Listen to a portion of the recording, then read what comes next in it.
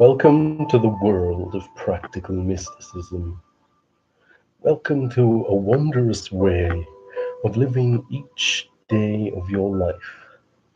A way of life that will allow many of your dreams to become realities. Welcome to a way of living that can result in more love, income, success, fulfillment, creativity, and awareness. You are about to discover how to use the exact same power that ascended beings utilized down through the ages, a power to which the so called supernatural was attributed. The decision you have made to study practical mysticism is going to influence your life for the better more than any decision you will ever make. Why do I state this with such certainty? It is because practical mysticism is based on the use of the absolute power available to all human beings. To the new student of mysticism, consider yourself blessed as a whole new world and concept of yourself and your potential is about to be opened to you. You will not only discover that what mysticism truly is, but even more important, you will learn how to apply it to every area of your life that you would like to see improved. Your thirst for a better life is about to be quenched.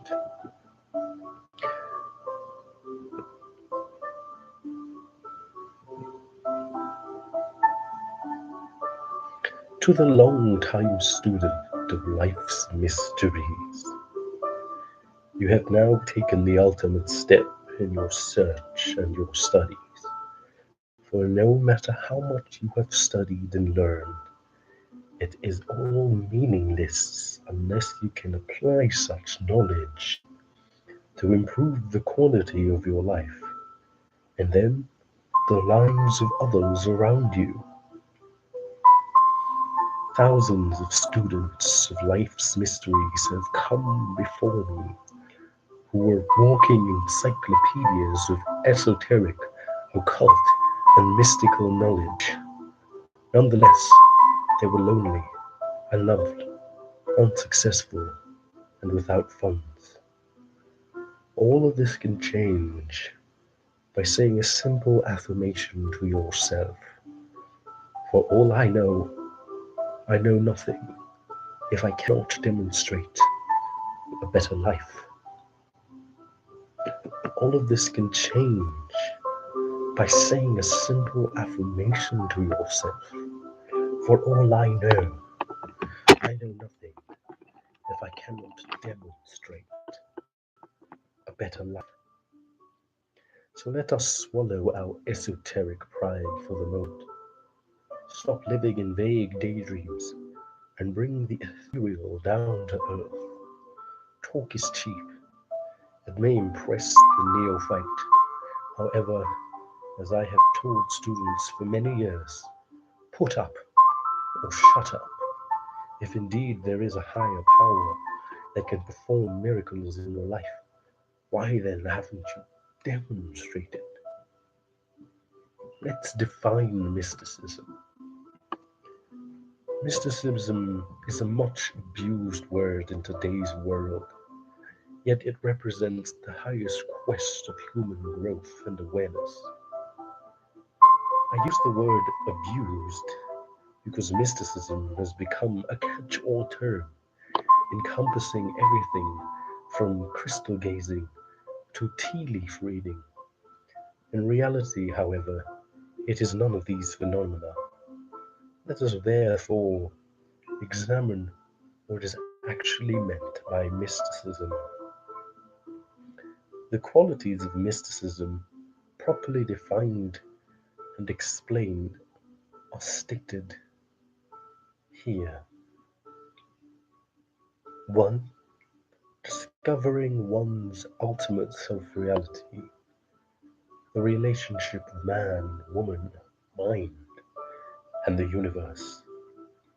Discovering if there is a supreme universal intelligence that resides in the deeper levels of the human mind, making direct contact with this supreme universal mind, experiencing this presence, bringing forth into the conscious mind and surface daily life the creativity, attributes, and power of the universal mind for the purpose of improving life through the application of practical mysticism, being guided from within in all one does in daily life through intuitive extrasensory perception, synthesizing the functioning mind with creative intelligence of the universe, and therefore being able to create the life that one desires.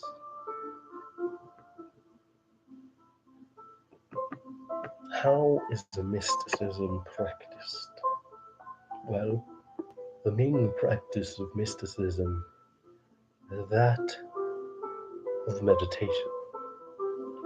For those who are new to the subject, this reference is to mystical meditation, a type of meditation where one attempts to make direct contact with the intelligence of the universe, the universal mind. How is meditation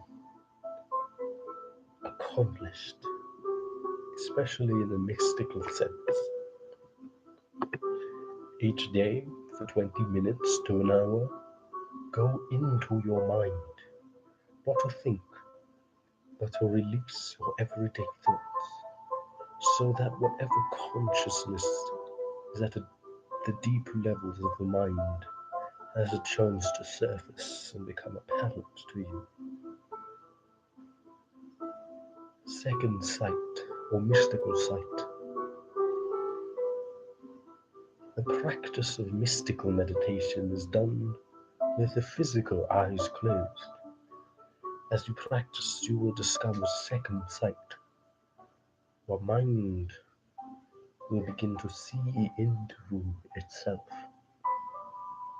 In mysticism, this has been referred to as the third eye, or the eye of the soul. The recorded history of religious movements has shown that it was not theologians, but mystics who were aware of second sight and who used it to discover the presence of an ultimate reality. Most religious mystics, however, have been satisfied simply to know that the presence exists and have not taken it further. They did not apply this awareness to improving their own lives and or the lives of others. Hence, they did not use what we call practical mysticism. There are many methods of mystical meditation, but here is a simple format with which to begin. If you have never practiced mysticism, it is suggested that you apply the following. Select time and place in your home where there's the least likelihood of being disturbed. Wear loose, comfortable clothing. Loosen shoes, belts, or anything binding. Sit in an upright position with your back and spine in as straight as possible, either at a table or desk. Place a single white candle in front of you on the table or desk. You are now ready to proceed. For approximately 10 minutes, you don't have to yourself. stare intently into the burning candle flame. The candle should be about 12 inches from your head. As you do this, the concentration of your visual gaze will steady and focus your mind and quiet the daily thought waves going through it. After approximately 10 minutes, close your physical eyes. Having gazed intently at the candle flame with your eyes open for about 10 minutes, you should now, with your eyes closed, see an after image of the candle flame with your third eye. Concentrate on the after image. With most people, the glow will fade out after 2 or 3 minutes. With others, it may seem to fade in and out of visual perception for some time. The point is that you are now using the after image as an inner focal point of concentration. That inner concentration will continue to still your mind. It will free it from outer daily life thinking and make you more aware of the internal consciousness of your mind.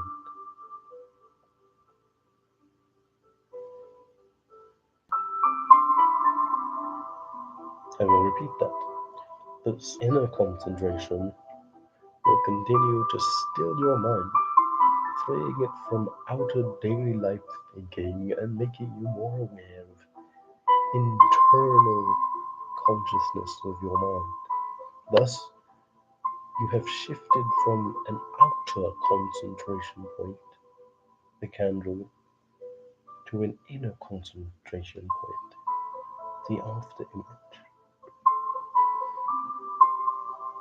Once the after image of the candle flame has faded from your third eye, sit quietly looking into the internal consciousness of your mind. During this time, the following might be experienced. Note that experiences will vary from individual to individual. Any of the phenomena below might be seen with a second sight in one's third eye, an inner light, pictures of various multidimensional phenomena, formations of color. These pictures may include the following: images from the subconscious memory bank of the mind, images from what mystics call the astral world. If your mind makes contact with astral dimensions of the mind, you will generally experience an energy surge or change in your body. The above can be frightening to the beginner, but in reality there is no need to feel fear if you understand the following. You are an observer, and nothing is going to happen to you. You are learning that other dimensions do exist, and most importantly, that your life will continue. In other words, there is continuation of life after so-called death. If you feel discomfort in meditation, do what many mystics do before starting to meditate.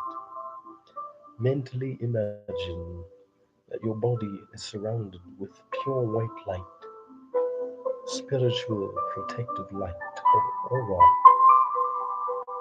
that nothing can penetrate, the white light universe. Additional images you may see: a variety of symbols.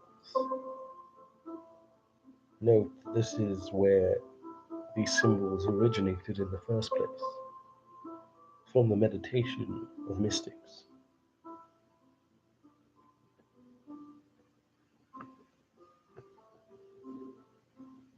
Note that you have gone beyond the ordinary awareness of human mind into what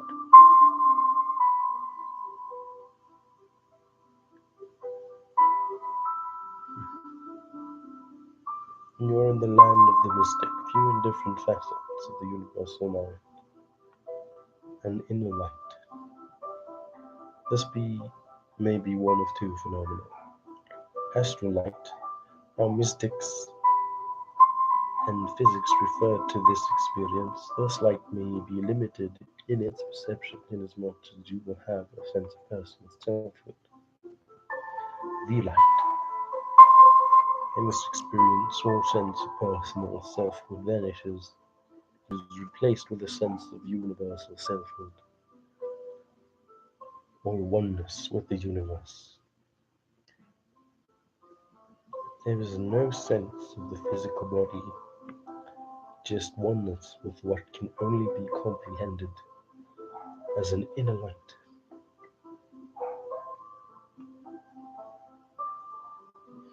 Continue to meditate for about 10 minutes daily, looking into one's mind's eye or third eye. After you have meditated for a few days, the amount of time can be slowly increased up to an hour, if time permits and your intuition so directs you. If you have the lifestyle and obligations of the average person in today's society, more than an hour is optional. The above is a somewhat simplistic glimpse of meditation, enough to get you started until you have the time and wish to study and practice more deeply on how to meditate. It is sufficient for your basic practice of meditation as tied into other lesson instructions offered on practical mysticism. Should you wish to know more about meditation, it is recommended that you carefully study the Meditation Dynamics course, which I will include in a separate series course that was sent to you with your study materials. This course offers instruction in the most basic to very advanced practices of meditation. So let's discuss why meditation is important to the practice of mysticism. Meditation, in the mystical sense, is the essential foundation of the practice of practical mysticism. In practical mysticism, you will learn to use the ultimate power and intelligence of the universe to improve your daily life. We are not so much concerned with the actual experience of meditation apart from being a source of knowledge and awareness that indeed a higher intelligence exists within your mind and can be contacted. Mystical meditation is the key to contacting and maintaining contact with ultimate intelligence. Through that contact, its power and intelligence can be manifested and demonstrated in your daily life. This experience of mystical meditation does give you knowledge of life's deeper mysteries, but more importantly, it allows you to experience contact with higher intelligence. Affirmation, affirmation meditation, and its use in practical mysticism. In your lessons on practical mysticism, you will be using one other form of meditation, which is called affirmative or self programming meditation. Here's how it works. As you become conditioned to practicing mystical meditation, you will have the ability to go into your mind very quickly. To practice affirmative or self programming meditation, you simply have to quiet yourself, relax, and give yourself a self programming affirmation or series of them.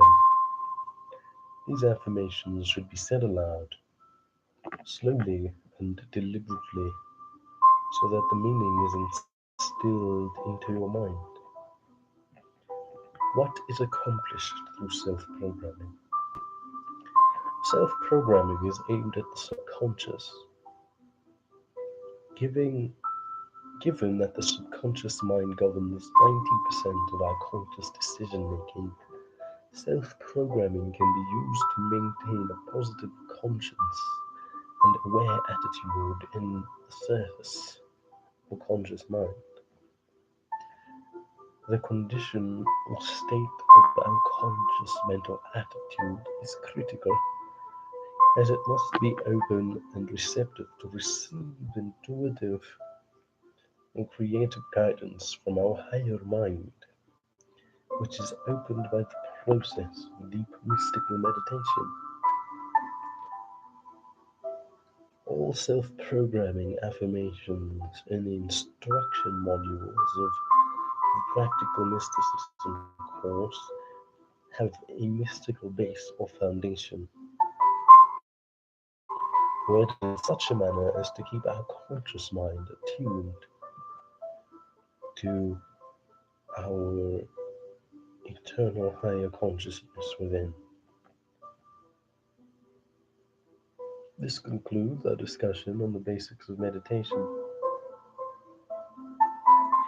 Getting it all together for your application of practical mysticism.